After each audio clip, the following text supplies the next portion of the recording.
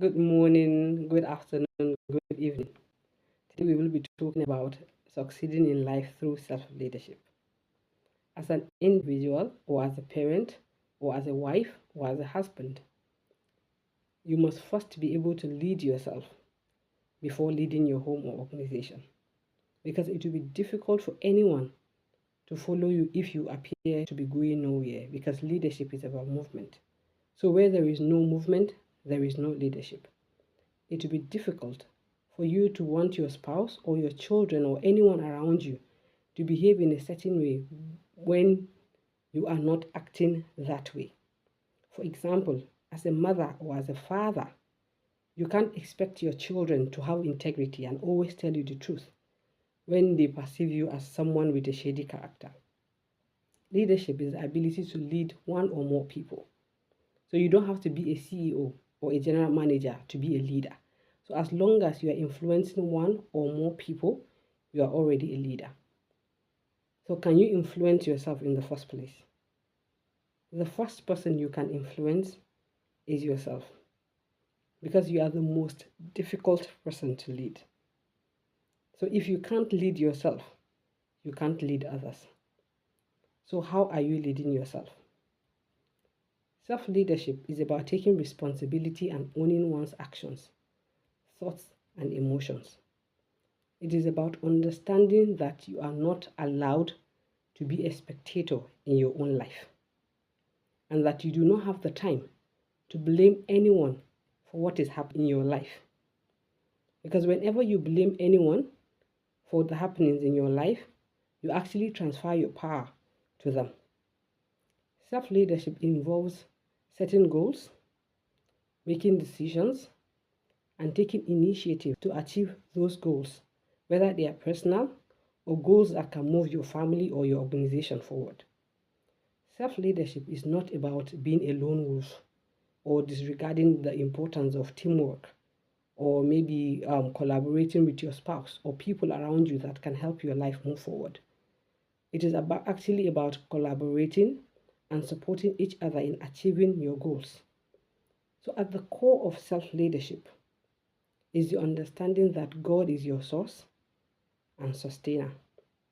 For it is in Him that we live and move and have our being. Self leadership entails you acknowledging that there's an infinite power, and that infinite power is God, the creator of the heaven and the earth. So you cannot lead yourself without following the leadership of the Holy Spirit. So when it comes to self leadership, there are some models and frameworks that we can adopt to help us on the journey. So the first one is self awareness and knowledge. The second model is self management. The third model is self growth. Self awareness is the cornerstone of self leadership. It enables you to understand your strengths, your weaknesses, and areas of improvement. With self awareness comes better understanding of yourself and your impact on others through reflection, journaling, and seeking feedback. Reflection allows you to connect with yourself on a deeper level and hear the inner voice that convicts you of your rights and your wrongs, or your actions and inactions. But why are some people afraid to be alone and reflect? Because they are actually scared of what they might find out when they connect with themselves. Accepting criticism is also an aspect of self awareness, which develops your self leadership skills. Criticisms allow us to reflect on our actions and our inactions to understand the need for improvement and adjustment. Not all criticisms are fueled by jealousy or envy. Sometimes some of the criticisms that we might receive might not come from the best of sources. But it would be advisable that when somebody is criticizing your work or criticizing you, that you sit down, even when you do not want to accept it before that person. It would be good that you find time to sit down and reflect on what they are criticizing you about, and see how you can make redress. Self-criticism actually helps you create opportunity for growth and continuous improvement. So for you to be able to accept criticisms, you need to be secure in yourself so that you don't take criticisms or some criticisms as an attack on your personality. So now self-knowledge, on the other hand, refers to understanding one's values, passions, and aspirations. What are your passions and what are your aspirations? What are those things that make you want to wake up in the morning to fulfill destiny, to bless humanity and glorify God? Those are your passions and aspirations. So it all has to do with you understanding your passions and aspirations and then being self-aware of your actions and activities to be able to gain greater satisfaction and motivation in life. Once you understand your passion and aspiration, it gives you motivation and satisfaction in life. Without passion and without aspiration, you go through life tired, exasperated, angry, and even maybe depressed sometimes. But when you have a life that is fueled by passion and aspiration, you always look forward to the next day. You always look forward to going out there and blessing humanity. The second model is self-management. Self-management is you assessing your priorities, managing your time, and it also has to do with you organizing your life to stay productive.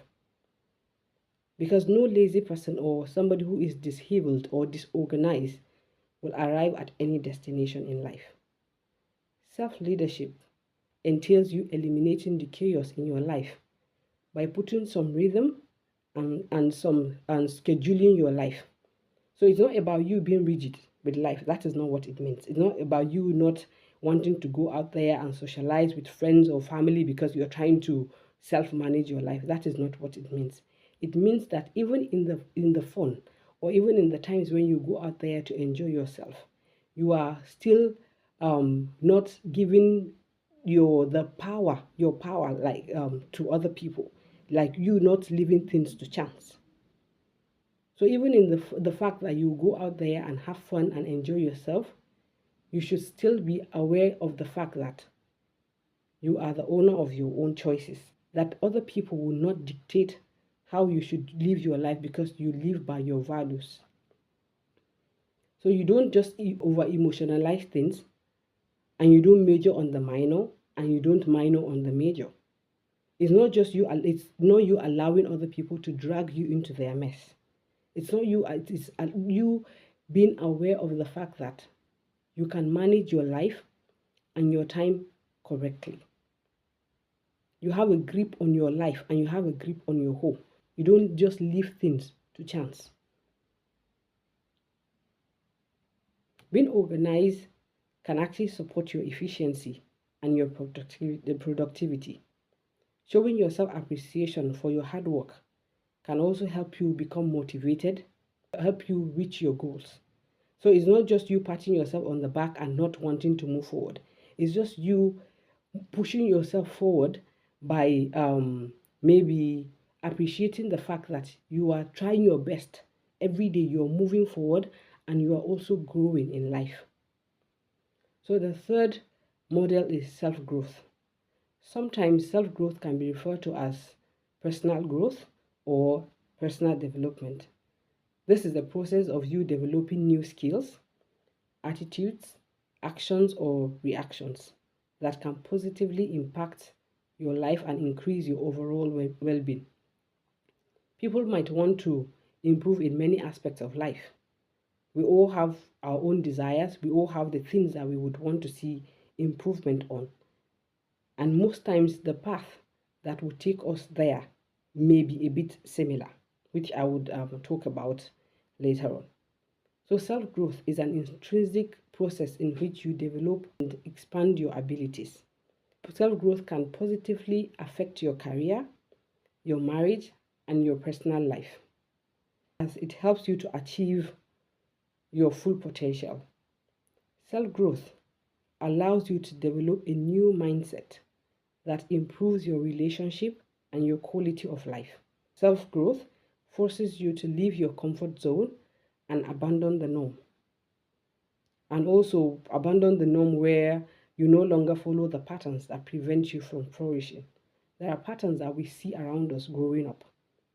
So self-development or self-growth would allow you to say enough is enough to this pattern that I have seen that have actually not allowed the people around me to move forward, and say enough is enough, this stops with me. I am making a redress. I am going to move forward. That is self-growth. Developing a growth mindset means that you believe your intelligence and talent can be developed over time, while a fixed mindset means that your intelligence and skills are fixed. So if you are not good at something, you might believe that you will never be good at it. Research shows that those with a growth mindset achieve more than those with a fixed mindset. People who have their minds fixed on something and would decide that, okay, this is already fixed, I am never going to move forward, will never achieve anything in life. So self-growth can look different for all of us. Some examples of self-growth may include learning to control your emotions, developing growth mindset, learning resilience, connecting with your body, accepting the things you cannot change or accepting what you cannot change, developing self-knowledge, beating procrastination, improving emotional intelligence, and practicing mindfulness.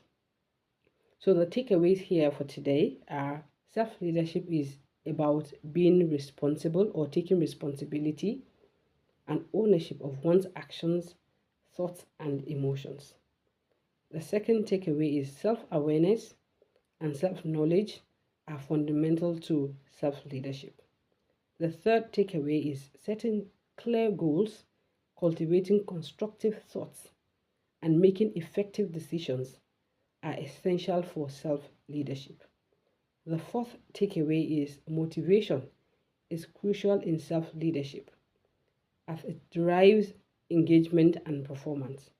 The fifth takeaway is embracing failure, building resilience, and seeking continuous improvement are essential for self-leadership.